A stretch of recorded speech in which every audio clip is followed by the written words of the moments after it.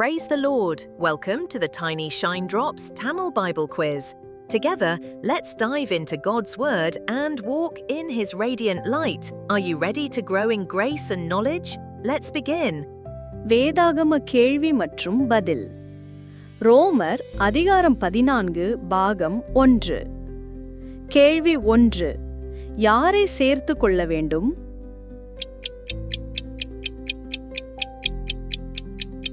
பதில்: விசுவாசத்தில் பலவீனமுள்ளவனை. கேள்வி 2.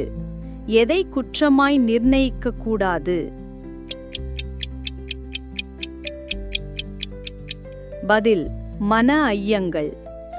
கேள்வி 3. யார் மரக்கறிகளை மட்டும் புசிக்கிறான்?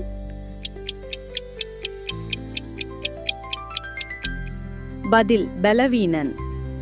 கேள்வி 4. ஒருவன் எதை புசிக்கலாம் என்று நம்புகிறான்? பதில்: எந்த பதார்த்தத்தையும். கேள்வி 5. புசிக்கிறவன் யாரை அற்பமாய் எண்ணக்கூடாது? பதில்: புசியாதிருக்கிறவனை. கேள்வி 6. புசியாதிருக்கிறவன் யாரை குற்றவாளியாக தீர்க்கக்கூடாது?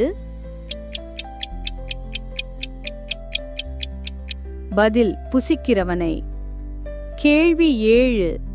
யார் நின்றாலும் விழுந்தாலும் அவனுடைய எஜமானுக்கே அவன் உத்தரவாதி? பதில்: வேலைக்காரன். கேள்வி 8.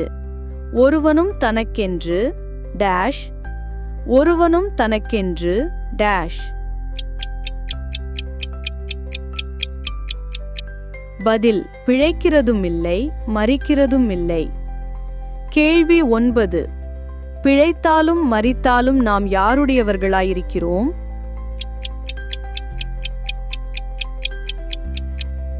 பதில்: கர்த்தருடையவர்கள். கேள்வி 10. மரித்தும் எழுந்தும் பிழைத்தும் இருக்கிறவர் யார்? பதில்: கிறிஸ்து. கேள்வி 11. யார் கிறிஸ்துவின் நியாயசனத்திற்கு முன்பாக நிற்போம்?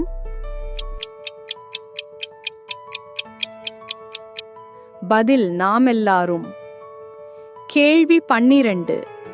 எது முடங்கும், எது தேவனை அறிக்கை பண்ணும்? பதில்: முழங்கால், நாவு. கேள்வி 13. நம்மில் ஒவ்வொருவனும் யாரை குறித்து தேவனுக்கு கணக்கு ஒப்புவிக்க வேண்டும்? பதில்: தன்னை. கேள்வி 14. நாம் நம் சகோதரனுக்கு முன்பாக எதை போடக்கூடாது என்று தீர்மானித்துக் கொள்ள வேண்டும்? பதில்: தடுக்கல், இடறல். கேள்வி 15. எப்பொழுது நீ அன்பாய் நடக்கிறவன் அல்ல என்று சொல்லப்படும்?